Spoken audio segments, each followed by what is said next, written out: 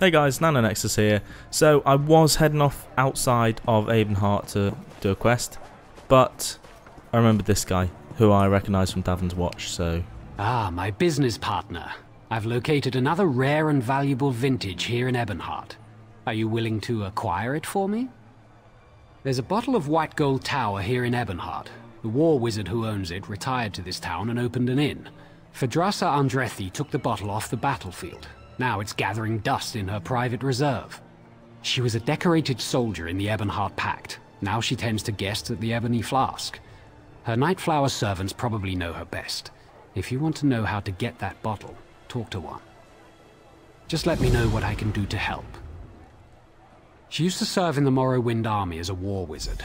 I think the explosions were too much for her.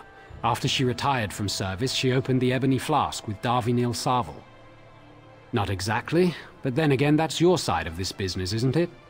My only advice is to talk to the Nightflowers at the inn. In their line of work, they learn all the best secrets. Just let me know what I can do to help. Okay, so as I said, first met him in Davon's Watch, and he wanted me to steal some rare bottle of wine from the inn, bar, the guild pub has place need of you, comrade. in Davon's Watch. Oh. Who's this? Comrade, I have an urgent message for you. Guildmaster Sees All Colors would like to see you as soon as possible. She said the journal has revealed something about the Vivicis, whatever that is. She awaits you at the guild hall. You can find her in the hall in Mournhold, comrade. May the Eight protect you. No idea. Word around the hall is that she's been working day and night on some mysterious project. I've even seen some Mages Guild scribes wandering around the place. Strange. Right, so that was that's the continuation of the Fighters Guild quests. We basically picked up a journal from a Daedric thing. Staying in Ebonheart long, Sorceror? I'm sure I could make your stay more pleasant. Lady Phadrasa? I don't care for her, actually, but the money here at the Ebony Flask is good. If it wasn't, Tamriel and I would have cleared out long ago. She's just too jumpy. They say the Akaviri war made her twitchy. She's easily startled by the strangest things, like lizards. Those lizards infesting the Argonian quarter drive her crazy. Could I interest you in a game of chance? I'm told I have terrible luck, but maybe today will be different. I don't hate her, but there's no love lost between the Nightflowers and Phadrasa. She regards us a necessary evil. She doesn't even partake of our talents. Plus, she's incredibly jumpy. My guess is she's caught one too many fireball blasts in the war. She still hates loud noises. There's an alchemist next door who's constantly testing flash powder and sulfurs. If she hears so much as a pop, she jumps right out of her skin. Alright, so hates lizards and hates loud noises. If you hadn't stopped the Covenant from summoning Sadal, we'd all be dead. So I guess we pick lizard or loud noise. I'm going with loud noise. I think it's probably going to be easy to find if it's next door. So we're going to go and steal something to make it easier to steal something else. Makes sense. Right, so they mentioned there the Akaviri War, which is basically a set of invasions, really. They have invaded 3 times now. They're a humanoid race from Akavir, which is also known as the Dragonland. It's a continent east of Tamriel. And as I said, invaded Tamriel 3 times now. First time they got defeated at Daggerfall. Second time took place in really late in the First Era, and it involved the Battle of Pale Pass, which you may have heard of. Basically, they got defeated by Raymond Cyrodiil. And then the third attack, which is what this girl would have been involved in, was an attack on Morrowind about 10 years ago. And we've just triggered her PTSD, which is nice of us. The Akaviri are upon us. To me, troops! Back, you devils! Sorry, everyone. I lost myself for a moment there. Oh, and she's over it already, so it can't be too bad. So we grab the wine. Let's go and give it back to Narl Helleran. Travels fast in places where nothing ever happens. What's that distinctive bottle I see peeking from your pack? Masterfully done. Truly a procurement worthy of praise and reward. It's an honor and a privilege doing business with you, friend. She sounds like a slightly happier, more cheerful Littlefinger.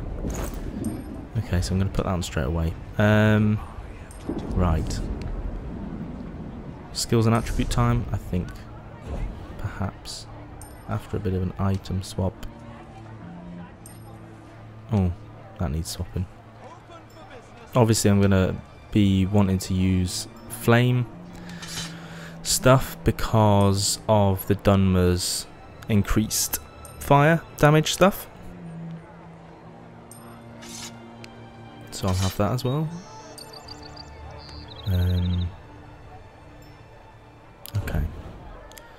And then with armor I am currently going with heavy. Because I think in the long run, if I level that now, it's just going to be easier. And in the long run, I'm probably going to be going with that because I'm not going to be too survivable unless I put loads of attribute points in health, which I don't really want to do. I use that. So now I've learned how to make blinder, which sounds like a nice drink. Okay. So where do I want to head to? The shop. Let's sell lots of my stuff because my inventory's getting a bit packed now. And then we'll look at skills and attributes after, I think. Things were easier for me before the Talvani decided to abscond with all their knowledge and goods. But no matter. Can I be of assistance? Definitely. I'm going to flog all my crap to you. Okay. So just sell all of this. Might keep a staff, maybe, just in case.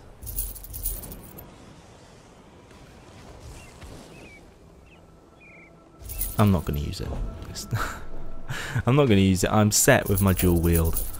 I don't know why. I really like dual wield, and it's high DPS sort of stuff. Okay, so I won't want to sell them. And then I'll sell all the stuff that you've just got to sell to merchants anyway. Okay, so 32 out of 60. So I've got half my bag space back. So I've got no attribute points and 3 skill points, okay. So as you may be able to see while I'm flicking through here, I have got Crystal Blast first, which does high damage and knocks people down for 2 seconds.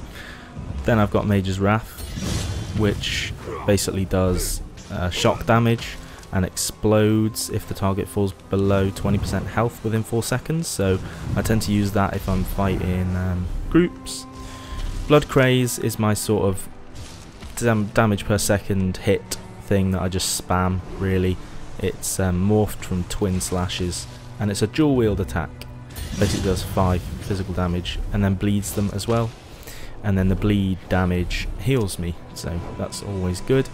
I've also got lightning form there on the fourth little hotbar thing. That increases my armor and spell resistance by 35 and does a bit of shock damage to everyone around me. That's good. Unstable Clan Fear summons a Clan Fear that does 15 extra damage and has increased health more than the Familiar that you can summon. So I've got that. What else have I got? My ultimate is Overload.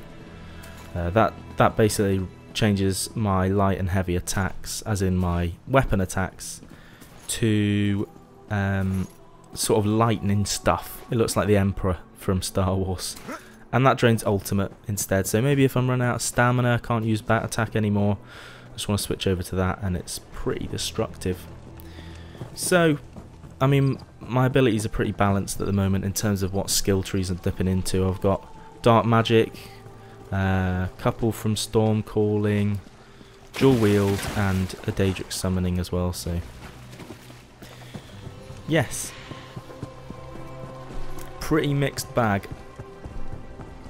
But I'll probably be changing a lot of stuff. You can always leave a comment if you have any suggestions. I'm not at all saying that I'm creating this great build here, so please be kind if I've done something that doesn't quite, you know, in terms of, you know, a number crunching build where you want to get the best thing ever. I'm not too good at that, so, or I'm not too bothered with it even. Okay, good timing. I was thinking, what should I do now? Dark Anchor. Looks pretty cool. Alright, so I might go and deal with that. Let's reduce that swim distance. Is this guy going to come as well? Yes, he is. He's on his way already. Okay, you going to come, bird? Little eagle thing? No? Okay. Right, let's go. So I'm going to get this. Just in case. I don't really know what I'd need wood for. I think I'm more blacksmithing and armor stuff. Right, okay. Here we go. Dark Anchor. So these things basically randomly spawn. They're always in the same area though. There is a little thing on the map, that little well, one that just disappeared. It's like a little spiral basically, and yeah, they randomly sort of fall down. Oh, that guy's taking them on his own. I don't know whether he knew I was coming. Okay, so we've managed to catch it while the cultists are here, so I don't know whether they've managed to call it down. I assume the fact that it's glowing means that they have. Hopefully they have, because I sort of want to show you. Oh, and the gem things are here. Yeah, okay. Oh dear. Alright, how many of us? There's 2. Or 3. 3, I think. So yeah, as I'm saying, how many of us are there? This is definitely a group activity, unless you're quite a high level, really. Either a tank or really good at AoE, because there's lots of them. I don't really fully understand the mechanic of it.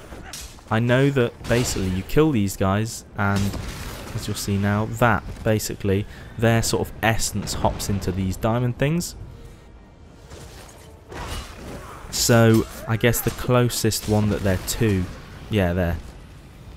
The closest one that they're to, the souls jump to it. So perhaps if you kill them all in one area, it's quicker, or maybe you've got to fill up all of those diamond things. There's 4 of them, 1 in each corner. So basically, once they get full, they open up, and you need to press like activate or action button on them. Oh, there's that one's gone. This happens, right? And you press it, and then it goes away. So I think what you need to do is do that to all 4 of them. And basically, the way they open up is by killing a load of the guardians there. That's what I mean to be saying. You're probably not even that bothered.